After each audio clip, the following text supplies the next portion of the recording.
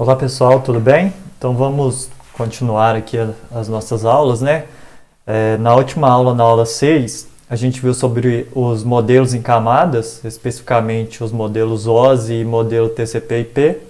E na aula de hoje a gente vai entender como é que funciona a comunicação e a troca de dados em uma rede, né? Vamos falar sobre os pacotes que são trocados na rede e sobre a transmissão de dados. E a pergunta da aula de hoje é a seguinte: aqui a gente tem a figura do switch, a gente já sabe como é que ele funciona, né? O switch, diferente de um hub, ele vai conectar somente as portas que estão envolvidas na comunicação, né? O emissor aqui vai enviar uma mensagem diretamente para o receptor. Então a gente viu que no switch isso pode acontecer de maneira simultânea, como está mostrado aqui. Então como é que o switch ele vai saber que ele deve encaminhar a mensagem de uma porta para outra? Como é que o switch sabe onde é que estão as duas portas que tem que se comunicar, tá certo? Essa é a pergunta que a gente vai responder na aula de hoje. Então a gente viu na última aula, né, que para a gente enviar dados de um host para o outro, a gente usa um modelo de camadas, né, onde cada camada vai prestar um serviço para essa transmissão de dados. A gente até usou o exemplo lá quando a gente escreve uma carta, né? Uma camada é responsável por escrever a carta, outra camada é responsável por colocar no envelope e endereçar, e uma outra camada é responsável por transportar, tá certo? Então, à medida, né, pegando esse modelo de camadas, à medida que os dados eles vão descendo nas camadas ou subindo, né, no caso do receptor, eles vão recebendo informações de protocolo daquela camada. De novo, voltando no exemplo da carta, né, quando você escreve a carta e passa para a camada de baixo para envelopar, o envelope ele vai a informação ali do remetente e vai a informação também do receptor da carta, né? Esse envelope descendo mais uma camada para a camada de transporte, ele recebe ali alguns códigos do correio, por exemplo, né? Que é aquele código de rastreamento. Isso nas redes de comunicação a gente chama de encapsulamento. Então, o encapsulamento é esse acréscimo, né, de informações que a gente coloca nos dados que queremos transmitir. Cada camada, né, ela vai acrescentar os seus dados, tá certo?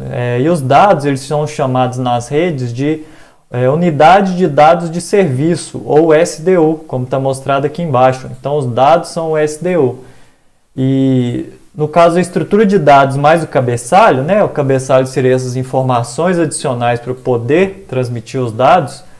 Então, esse conjunto de dados com cabeçalho é chamado de PDU, que seria a unidade de dados de protocolo. E a gente vai ver, né, na verdade a gente já viu na última aula, que cada PDU ela recebe um nome. No caso, quando está na camada 2, a PDU, né, que são os dados mais o cabeçalho, é chamado de frame ou quadro de dados, né? Quando está na camada 3, que é a camada de rede, a gente chama de pacote e assim por diante. Então, basicamente, agora colocando todas essas informações juntos, né? Como é que funciona o processo de encapsulamento? Então, a gente tem aqui uma troca de dados, representado por um modelo em camadas OSI, né? De 7 camadas. Então, todas as 7 camadas que a gente viu, elas estão representadas aqui. E esse host aqui, ou essa pessoa, ela quer enviar dados para esse outro host, né? Que seria o receptor. Então, basicamente, ele tem uma mensagem para enviar, que está na forma de dados, né? Então, a camada de aplicação ela vai incluir os dados de cabeçalho dessa camada. Então, quando os dados aqui a serem enviados, eles chegam na camada de aplicação, essa camada vai colocar um cabeçalho com as informações referentes aos serviços da camada de aplicação.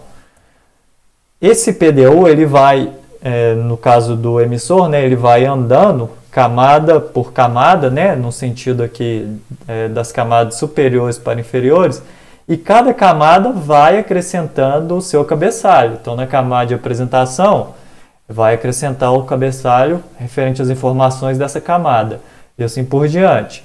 Repare que quando ele chega na camada física, né, que é a camada que realmente vai transmitir dados, então aqui eu tenho uma parte aqui, né, da transmissão que realmente é os dados, e o restante aqui são todas as informações referentes a cada protocolo das camadas, tá certo? Então o que vai ser enviado são todas essas informações para que consiga chegar ao receptor de maneira correta, tá certo?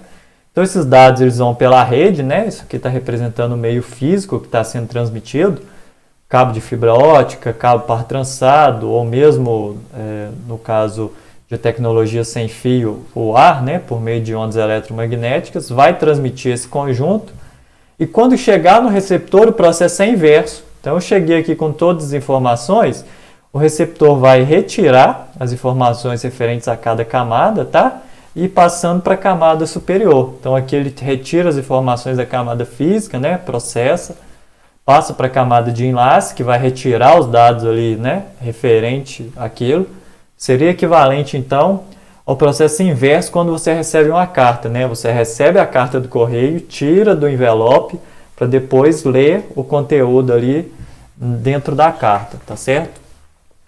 Então vai retirando aqui os cabeçalhos até que você consiga apresentar os dados de maneira correta para o receptor. Okay? Então esse é o processo de transmissão de dados, tá certo? Muito bem. Então agora vamos falar de cada um desses PDUs, né? Como é que funciona essa questão dos cabeçalhos.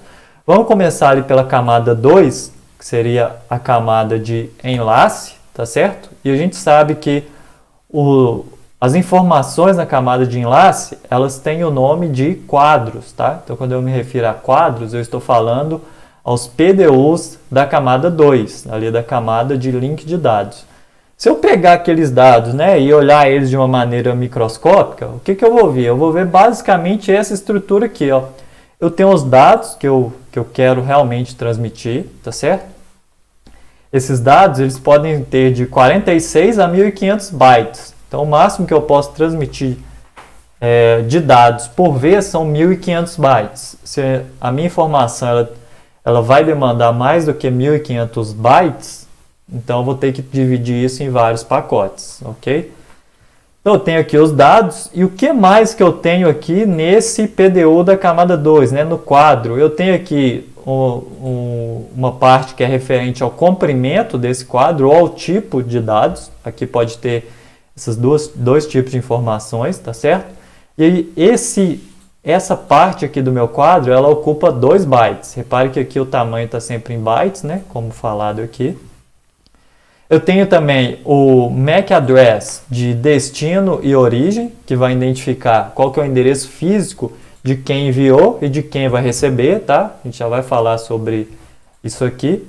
Eu tenho um campo denominado SFD, que é o delimitador de início de quadro. É simplesmente um byte falando que eu vou começar a transmitir, tá? Eu tenho também aqui um preâmbulo, tá? Que tem 7 bytes, e ele carrega algumas informações do quadro também. E eu tenho aqui no final uma forma de checagem de erro, né? Que é chamada de FCS, ou Frame Check Sequence, que vai me dar algumas informações para que eu consiga saber se teve algum erro na transmissão, tá certo?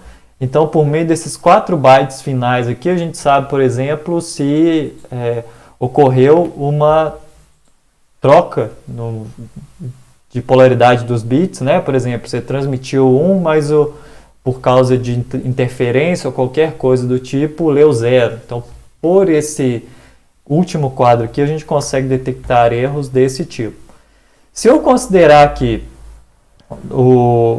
o campo aqui, desde o MAC de destino até o FSC, ou seja, esse comprimento aqui, ó, então o meu tamanho de quadro é limitado a 1518 bytes, né? Se eu somar todos esses aqui, incluindo o tamanho máximo, ou 64, se eu considerar que os meus dados têm 46 bytes, então o meu pacote de dados do MAC address de destino até o FSC, ele tem entre 64 e 1518 bytes.